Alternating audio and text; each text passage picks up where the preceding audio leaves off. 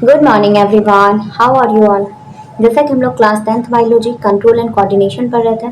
Last class में मैंने आपको बहुत सारी चीज़ें बताया था, लाइक न्यूरॉन का कैसे सिग्नल ट्रांसमिट हो रहा है। न्यूरॉन्स में न्यूरोट्रांसमीटर के बारे में मैंने अभी नहीं बताया है। और मैंने ये भी बताया था कि पहले स्टिमुलस फिर आउटसाइड से आते हैं, फिर इलेक्ट्रिसिटी प्रोड्यूस होता है और ये सिग्नल फिर इलेक्ट्रिक सिग्नल जो है वो केमिकल सिग्नल में कन्वर्ट होता है। जिसमें क्या होता है, केमिकल सिग्नल वो एक न्यूरोट्रांसमीटर होते हैं। तो मैंने आपको सारे पार्ट का अलग अलग फंक्शन बताया था। और चलिए आज हम लोग स्टार्ट करते हैं टाइप्स ऑफ न्यूरॉन, कि हमारे बॉडी में कितने न्यूरॉन हैं। तो अब आज का हेडिंग डालिएगा टाइप्स ऑफ न्यूरॉन। अगर मैं ब्रॉडली कैटेगराइज करूँ तो 3 type of neuron. One is a sensory neuron. Name से क्लियर है, ऐसा न्यूरॉन जो सेंस करेगा।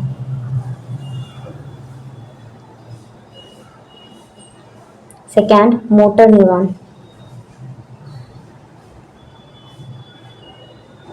And third one is inter neuron.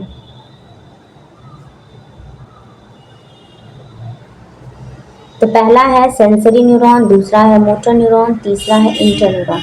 Sensory neuron वो हेल्प करता है इम्पल्स को रिसेप्टर को रिसीव लेने में, सेंस करने में।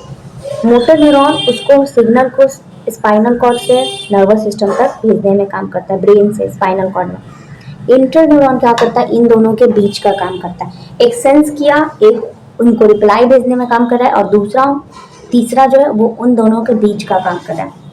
तो आप इनको लिखिएगा कैसे, चलिए अपने लैंग्वेज में लिखते हैं। It help to transmit, it help to transmission of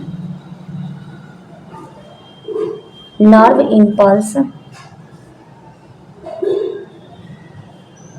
from receptor to CNS, मतलब सेंट्रल नर्वस सिस्टम। ये क्या करता है सेंसरी न्यूरॉन, हेल्प करता है नर्व इम्पल्स को रिसेप्टर से सेंट्रल नर्वस सिस्टम तक पहुंचाने का। जो भी, जैसे आप अभी हॉट ऑब्जेक्ट को टच किए तो जो सेंसेस हुआ वो सेंसरी न्यूरॉन उसको लेके जाएगा और सेंट्रल नर्वस सिस्टम को पहुंचाता है।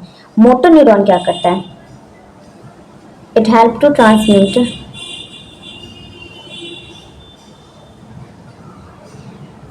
Signal from brain to spinal cord. ये ब्रेन से स्पाइनल कॉर्ड में सिग्नल पहुंचाता है और फिर फटाफट आप अपने हाथ को हटा लेते हैं। तो यहाँ पे ये है सेंसरी न्यूरॉन जो कि आपके ट्रांसमिशन को लेके जाने का काम करता है, ये वहां से लेके आने का काम करता है। और inter neuron, it is intermediate, ये इंटरमीडिएट का काम कर रहा है, दोनों के बीच का, between sensory and motor neuron. ये सेंसरी और मोटर न्यूरॉन के बीच का काम करता है। तो सबसे पहले मैंने क्या बताया आपको, types of neuron, 3 type of neuron. One is a sensory neuron, another one is a motor neuron and third one is a inter neuron. तो सेंसरी न्यूरॉन क्या करे, it help to transmission of nerve impulse from receptor to CNS, like central nervous system तक receptor को लेके जाने का काम। Motor neuron, it help to transmit signal from brain to spinal cord. Motor neuron क्या कर रहा है, ब्रेन से स्पाइनल कॉर्ड तक जो भी सिग्नल आ रहा है उनको लेके आने का काम कर रहा है। इंटर न्यूरॉन इन दोनों के बीच का काम करता है। It is intermediate between sensory and motor neuron. ये जो है ना इंटरमीडिएट का काम कर रहा है, ये सेंसरी से मोटर तक ले जाने का भी काम करता है और मोटर से फिर सेंसरी तक लाने का भी। तो दोनों के बीच में जो इंटरमीडिएट होता है ना, वो उसी का काम करता है। तो आई होप आपको क्लियर हुआ होगा टाइप्स ऑफ न्यूरॉन, 3 टाइप के न्यूरॉन हैं। अब चलिए मैं कुछ एक दो टर्म इंपॉर्टेंट है जो मैं लिखवा देती हूँ, जैसे न्यूरो क्या होता है, क्योंकि एग्जाम पॉइंट ऑफ व्यू से ये सब इम्पोर्टेंट है, इसीलिए आपको मैं लिखवा देगी। Neuro,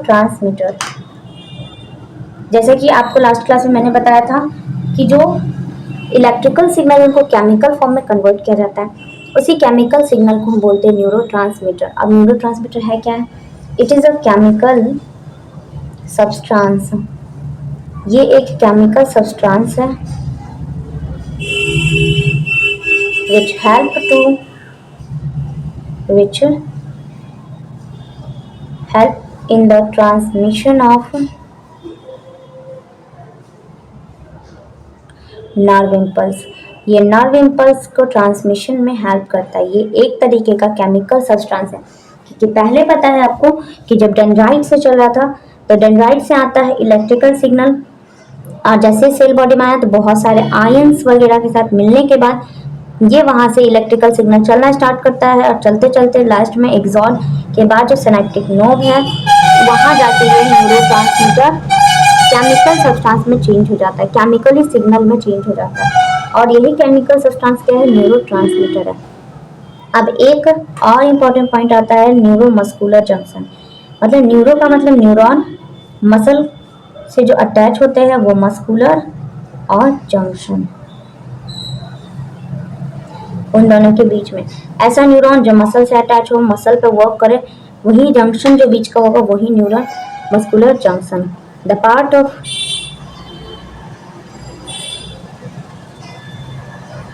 the part in the contact between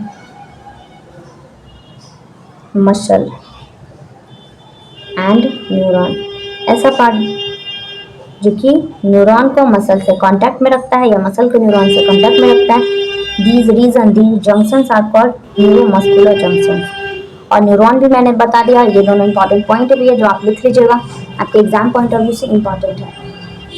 अब देखिए हमारे बॉडी में ना एक्शंस बहुत होते हैं, लाइक जैसे कि आप देखते हैं कोई कोई ऐसा वर्क है, ऐसा फंक्शन है जो आप खुद से कंट्रोल कर पाते हैं, जैसे वॉकिंग, रनिंग। अगर आप लिख रहे हैं तो क्या आपको ऐसा थोड़ी है कि आप लिख रहे तो नहीं कभी रुकेंगे, नो।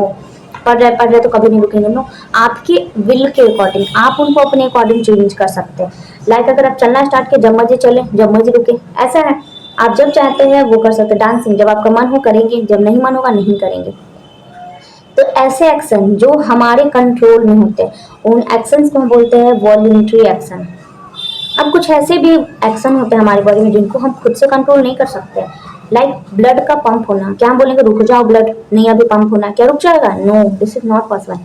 जो पेरिस्टाल्टिक मूवमेंट हो रहा है, कॉन्ट्रैक्शन रिलैक्सेशन, क्या वो रुक सकता है हमारे कहने पे? नहीं हो सकता है। आपका जो ब्लिंकिंग ऑफ आई है, क्या रुक सकता है? नो। तो ये जितने भी तरीके के एक्शंस हैं वो हो गए इनवॉल्यूंटरी, जो हमारे विल में ना हो, जिनको हम कंट्रोल ना कर सके, वो कैसा है? इनवॉल्यूंटरी। और एक आते हैं रिफ्लेक्स एक्शन, जिनको आप अपने विल के अकॉर्डिंग कंट्रोल नहीं कर सकते। तो चलिए इन तीनों में मैं थोड़ा सा डिफरेंस बताती हूँ, ये क्योंकि आपके में एग्जाम में सबसे इंपॉर्टेंट रिफ्लेक्स एक्शन आता है। तो इस पर लिखिएगा action can B categorized in three parts। Action को मेनली ब्रॉडली कैटेगराइज करें तो तीन पार्ट में आएगा।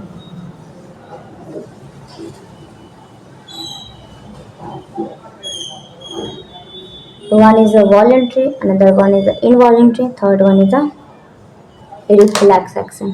तो यही लिख देती हूँ, voluntary action,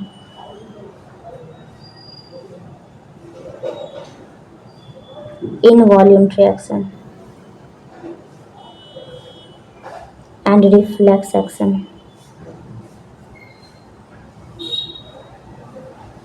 तो पहला है वॉलेंट्री, इनका आप क्या लिखेगा? These action control by our own will. ये हम अपने इच्छा के अकॉर्डिंग आप इनको कंट्रोल कर सकते हैं, चेंज कर सकते हैं। जब मर्जी होगा तब चलेंगे, जब मर्जी होगा रुकेंगे। कौन रोकने वाला है? खुद का है मर्जी। लाइक वॉकिंग, लाइक रनिंग, जब आपका मन होगा आप दौड़ेंगे, जब होगा रुक जाएंगे, ईटीसी। ऐसे बहुत सारे हैं। तो क्या है इसमें, कौन सा पार्ट आपका इन्वॉल्व है, ब्रेन या स्पाइनल कॉर्ड? तो यहाँ आप लिखिएगा इसमें ना ब्रेन इन्वॉल्व होता है। थोड़ा जगह कम पड़ गया है बट आपको दिख रहा होगा, इसमें ब्रेन इन्वॉल्व पड़ता है। तो वॉलेंट्री एक्शन ऐसे एक्शन है जो हमारे विल के अकॉर्डिंग, हमारे अकॉर्डिंग चेंज हो रहा है, और ये एक्शन हमारे ब्रेन इन्वॉल्व इनको करते हैं। अब वही हो गया next involuntary actions. These actions can't be, cannot be controlled by our own will. हम अपने इच्छा के अकॉर्डिंग इनको चेंज नहीं कर सकते।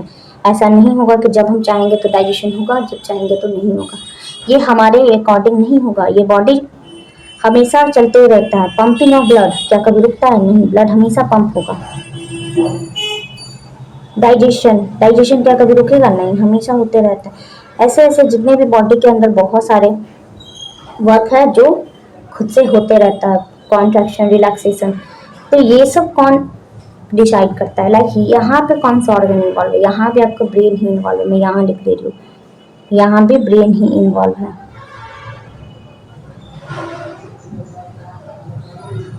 अब थर्ड है reflex action.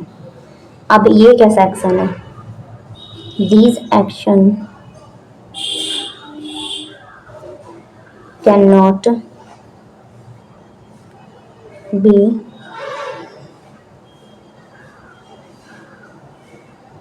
Controlled by our own will.